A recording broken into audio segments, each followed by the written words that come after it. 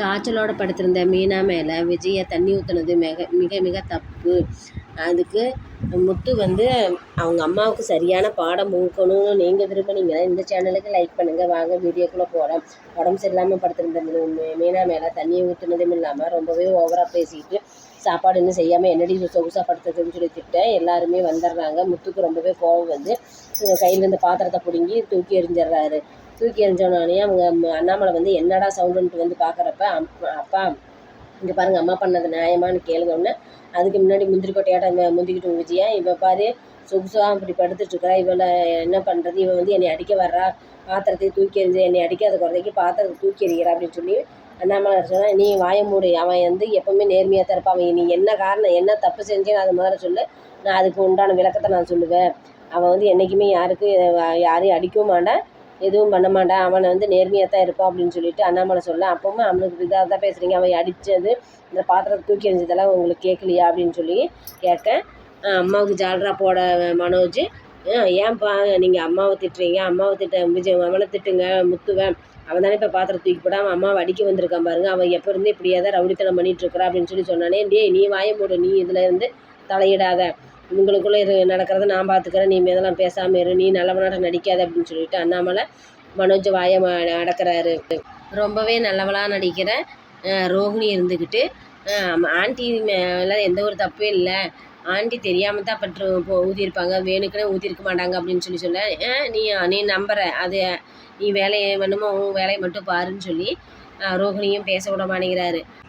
சுருதி இருந்துட்டு எத்தனை தான் இருந்தாலும் நீங்கள் மீனா மேலே தண்ணி ஊற்றுனது தப்பு அப்படின்ட்டு என்னாச்சு மீனான்னு போய் தொட்டு பார்க்குறப்ப காய்ச்சல் அடிக்குது, ஐயோ உடம்பு இவ்வளோ நெருப்பாக கொதிக்குது, உங்கள் மேலே இப்படி தண்ணி ஊற்றலாமா அப்படின்னா ஆமாம் அவன் நடுகாலில் படுத்திருந்தா சும்மாவா, ஏன்னா அவங்களுக்கு நான் ரூம் கட்டி கொடுத்துருக்கீங்க இல்லை அதனால் அவங்க நடுகாலில் தான் படுத்திருப்பாங்க, அவங்களுக்கு உடம்பு சரியில்லாமல் தானே படுத்தாங்க, இத்தனை நாளே எல்லா வேலையும் செஞ்சாங்கல்ல, இப்போ தேவையில்லாமல் அவங்கள இழுக்கக்கூடாது அப்படின்னு சொல்லிட்டு சுருதி ரொம்பவே கோபத்தில் திட்டுறாங்க. இதே நீங்கள் வந்து என் மேலே வந்து தண்ணி ஊற்றிருந்தீங்கன்னா கொதிக்க தண்ணி வச்சு கொண்டு வந்து உங்கள் மூஞ்சியில் ஊற்றிருப்பேன், அது மீனாவாக இருக்குங்காட்டி பொறுமையாக இருக்காங்க, என்னையாட்டவெல்லாம் யாருமே மீனாவாட்டவெல்லாம் யாருமே இருக்க முடியாது அப்படின்னு சொல்லிட்டு சுருதி மீனாவுக்கு சப்போர்ட் பண்ணானே ரொம்பவே இன்னும் எக்ஸ்ட்ரா கோபம் வருது. ஆனால் ரவியும் அதே மாதிரி தேவையில்லாமல் அவங்க ஒரு நாள் சமைக்காமல் படுத்துறதுக்கு எப்படிங்கிறீங்களே, அவங்களுக்கு உடம்பு முடியலன்னு தானே படுத்துறீங்க, இத்தனை நாள் ஏதாச்சும் வேலை செய்யாமல் இருந்தாங்களும் எடுக்காமல் இருந்தாங்களா, இப்படியெல்லாம் பண்ணக்கூடாதுன்னு சொன்னானே, என்னடா நீயும் அவங்களும் சப்போர்ட்டே பேசுகிற அப்படின்னு சொன்னேன். ஆமாம்மா இது உண்மைதான், நான் நியாயத்துக்கு நியாயமாக தான் பேசுகிறேன், அவங்க வந்து கரெக்டாக தான் எல்லாத்துலேயும் நடந்திருக்காங்க, ஒரு நாள் முடியாமல் படுத்துறதுக்கு எப்படின்னா இந்த வீட்டில் யாருக்குமே சமைக்க தெரியாதா அப்படின்னு சொல்லி அண்ணாமலை எல்லாத்தையும் திட்டுறான்.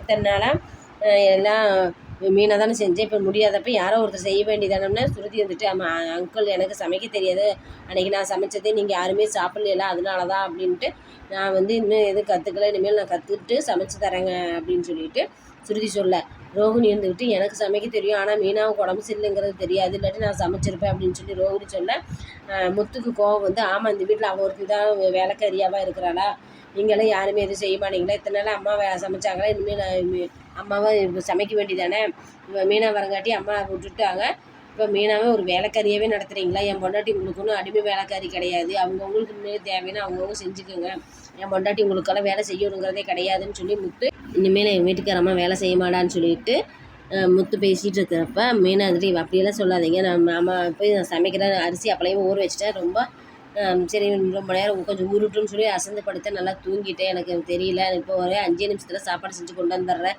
அப்படின்னு மீனா போக மீனா அன்றைக்கி கம்முன்னு பேசாமல் போய் ரெஸ்ட் எடு, நீ ஒன்றும் யாருக்கு எதுவும் செய்ய வேண்டாம், நான் வேணால் கடையில் வேணால் எல்லாத்துக்கும் வாங்கி கொடுத்துட்றேன் அப்படின்னு சொன்னோன்னே இல்லை மாமாவுக்கு கடையில் சாப்பிட்டா சேராது அப்படின்னு சொல்லி மீனா சொல்ல அண்ணாமலை வந்துட்டு இல்லை ஒரு நாள் நான் இன்னும் சாப்பிட்டா ஒன்றும் ஆகாது, நான் வேணால் கடையில் சாப்பிட்டுக்கிறேன், நீ பேசாமல் போய் ரெஸ்ட் எடு, நாங்கள் சொல்கிறத மட்டும் கேளுன்னு சொல்லி அண்ணாமலையும் முத்துன்னு மீனாவாக ரெஸ்ட் எடுக்க சொல்கிறாங்க.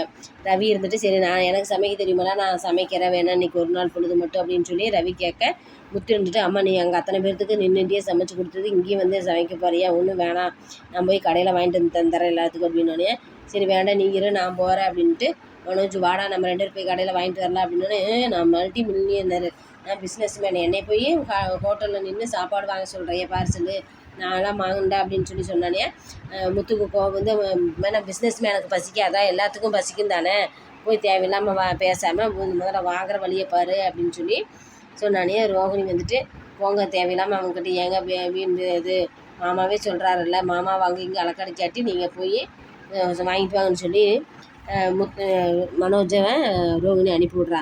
ரவியும் மனோஜும் 2 பேரும் சாப்பாடு வாங்க கிளம்பிடுறாங்க. விஜயா இருந்துக்கிட்டு கராத்தே யோகா கிளாஸ் ஆரம்பிக்கிறேன்னு சொல்லிட்டு ரொம்பவே சீனம் போட்டுட்டு அங்கேயும் இங்கேயும் சுற்றிட்டு அலையிற. அதையும் சொல்கிறா, அண்ணாமலை நீ தேவையில்லாமல் என்னமோ ஒன்று பெரிய பிரச்சனை இழுக்க போகிற, அந்த பிரச்சனை என்ன ஆகுன்னு என்னென்னு தெரியல, அது மட்டும் எதாவது ஆகட்டும் அப்போ உன்னை வச்சுக்கிறேன் அப்படின்னு சொல்லிட்டு அண்ணாமலை விஜயாவை திட்டிகிட்டு இருக்காரு.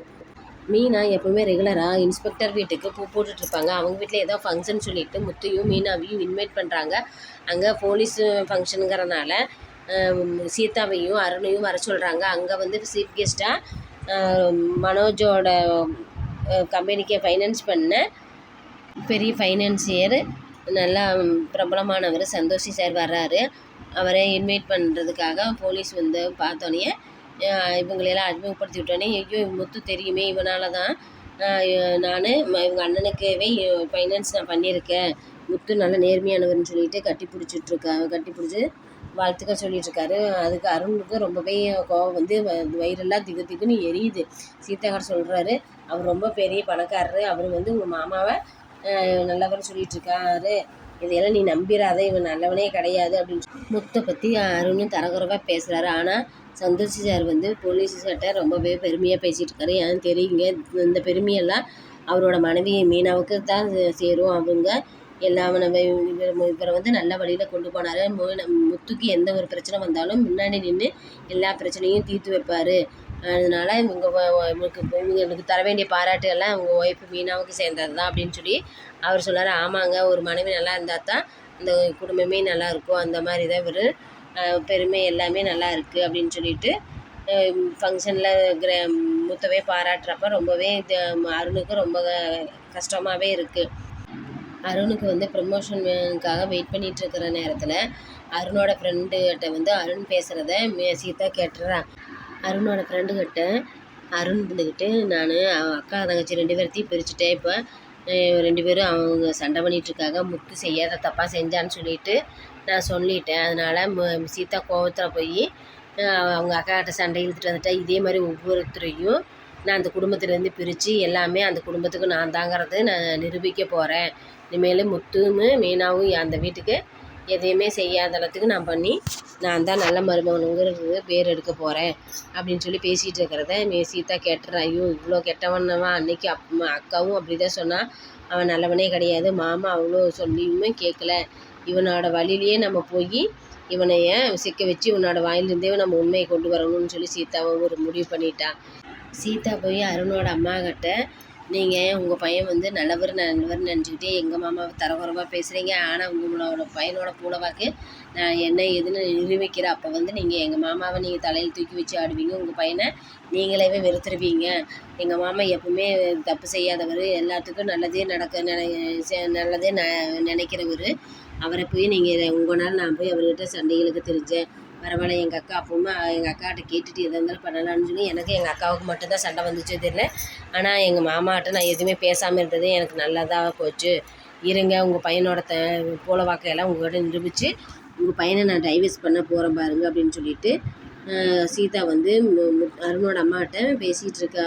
என்ன சீதா நீ இப்படியெல்லாம் பேசுகிற அப்படின்னா, ஆமாம் என்றைக்குமே எங்கள் மாமா நேர்மையானவர், அவரை அவரவே என் வாயில் திட்ட வைக்க வச்சுட்டாரல்ல அப்படின்னு சொல்லிட்டு சீதா சொல்லிகிட்ருக்கா. சீதா எல்லா உண்மையும் தெரிய அருணை வேணாம், முத்து தான் நல்லவர் அப்படின்னு சொல்லி நிரூபிச்சுட்டு அருணை டைவர்ஸ் பண்ணிக்கிற மாமா, நீங்கள் சொன்ன பேச்சுக்கு நான் கேட்காமது என் தப்பு தான் அப்படின்னு சொல்லி சொன்னால் நல்லா இருக்கும்னு நீங்கள் விரும்பினீங்கன்னா இந்த சேனலுக்கு லைக் பண்ணுங்கள், சப்ஸ்கிரைப் பண்ணுங்கள்.